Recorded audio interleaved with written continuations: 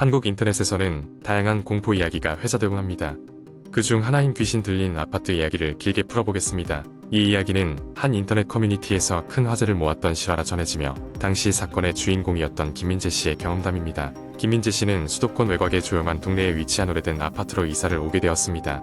그는 회사 근처로 이사하고 싶었지만 저렴한 가격과 적당한 위치 때문에 이곳을 선택할 수밖에 없었습니다. 이사는 비교적 순조롭게 끝났고 새로운 집에서의 생활에 적응하기 시작했습니다. 하지만 이사한 지 며칠 지나지 않아 이상한 일들이 일어나기 시작했습니다. 처음에는 사소한 일이었습니다. 물건이 사라졌다가 다시 나타나는 것에서 시작하여 밤중에 누군가 방문을 두드리는 것 같은 소리가 들리기도 했습니다. 민재는 처음엔 단순히 바람소리거나 자신의 착각이라고 생각하며 대수롭지 않게 넘겼습니다. 그러나 이러한 일들은 점점 더 빈번해졌고 민재는 점점 불안해지기 시작했습니다. 어느 날 밤 민재는 거실에 있는 소파에서 잠이 들었는데 갑자기 누군가 자신의 목을 조르는 듯한 느낌에 화들짝 깨었습니다. 주변을 둘러보았지만 아무도 없었습니다. 그 사건 이후로 민재는 거실 쪽으로 등을 보이지 않도록 조심히 움직이게 되었습니다. 어느 날은 퇴근 후 현관문을 열자마자 집안에서 낮은 목소리가 들리기 시작했습니다. 처음에는 자신이 잘못 들은 줄 알았지만 몇 번이고 다시 들리는 그 소리에 민재는 오싹함을 느꼈습니다. 목소리는 점점 분명해졌고 여기서 나가 라는 단어들이 똑똑히 들렸습니다. 그는 두려움을 참지 못하고 일주일 만에 이사를 결심했습니다. 하지만 민재의 이사 문제는 쉽게 해결되지 않았습니다. 왜냐하면 이사를 하려면 새로운 집을 구해야 했지만 이 집의 계약 해지 기한이 남아있어 다른 집을 구할 수가 없었기 때문입니다. 또한 주변 지인들은 그의 이야기를 믿어주지 않았습니다. 결국 민재는 마음의 안정을 찾기 위해 아파트 단지 내의 다른 집으로 임시 이사를 결정하게 되었습니다.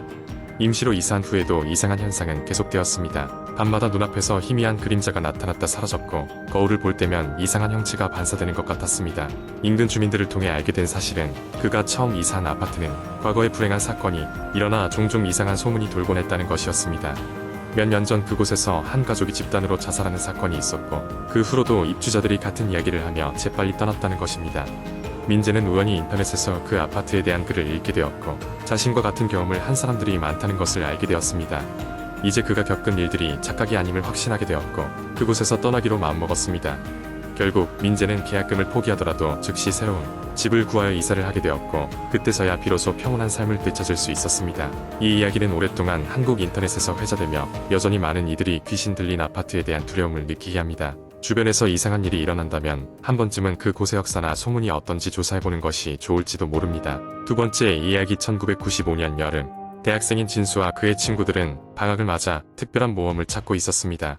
매번 같은 캠핑이나 여행이 지겨워진 그들은 인터넷에서 화제가 되고 있는 흉가 체험에 관심을 갖게 되었습니다. 그 중에서도 특히 논란이 많고 무서운 것으로 유명한 한 폐가가 진수의 고향 근처에 있다는 것을 알게 되었습니다. 이 폐가는 오래전부터 동네 주민들 사이에서 귀신이 나온다는 소문이 무성했습니다. 1970년대 중반 이 집에서는 한 가족이 비극적인 사고로 동시에 사망하는 사건이 있었습니다. 이후로 집은 아무도 살지 않게 되면서 폐가로 변했고 동네 아이들은 그곳에서 귀신을 보았다는 이야기를 꾸준히 했습니다. 모험을 좋아하는 친구들은 5명이 함께 팀을 이뤄 폐가를 방문하기로 결정했습니다. 그들은 끈기 있는 자들답게 카메라와 손전 등 간단한 먹을거리를 챙겨 한밤중에 그곳으로 향했습니다. 폐가는 외딴 곳에 있었고 그곳에 다다르기 위해서는 숲을 지나야 했습니다.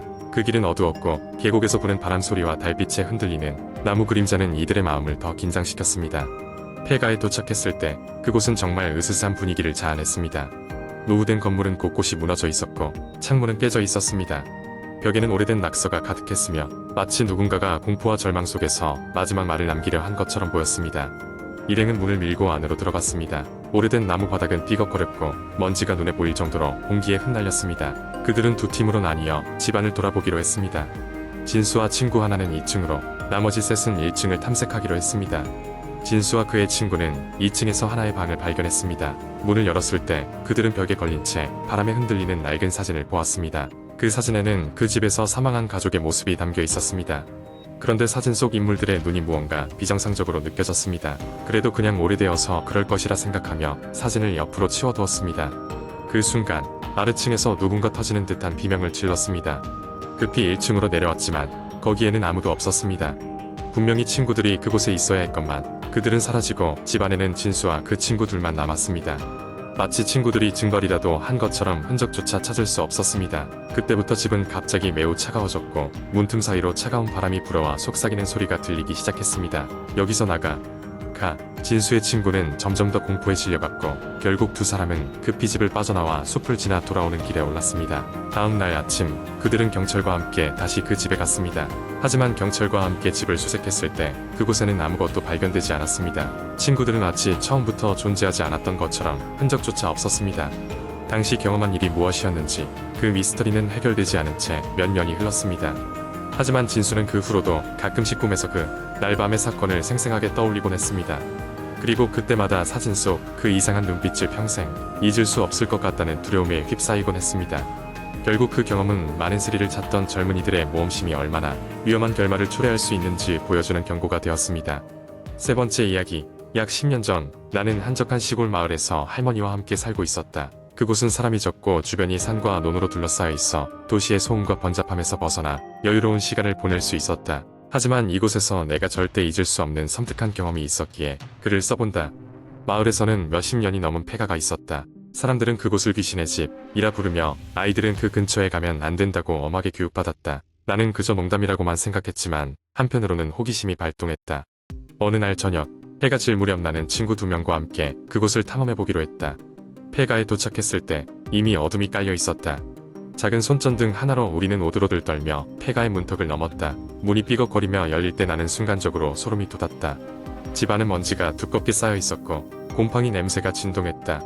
난간이 부서진 계단은 위태로워 보였지만 우리는 2층으로 올라가 보기로 했다. 2층에는 여러 개의 문이 있었고 우리는 한 문을 열었다. 그 방은 어린아이의 것으로 보였는데 귀여운 장난감들이 먼지를 뒤집어 쓴 채 방치되어 있었다. 잠시 방 안을 둘러보던 중 창문 쪽에서 무언가 움직이는 것을 보았다. 순간 나는 내 눈을 의심했다.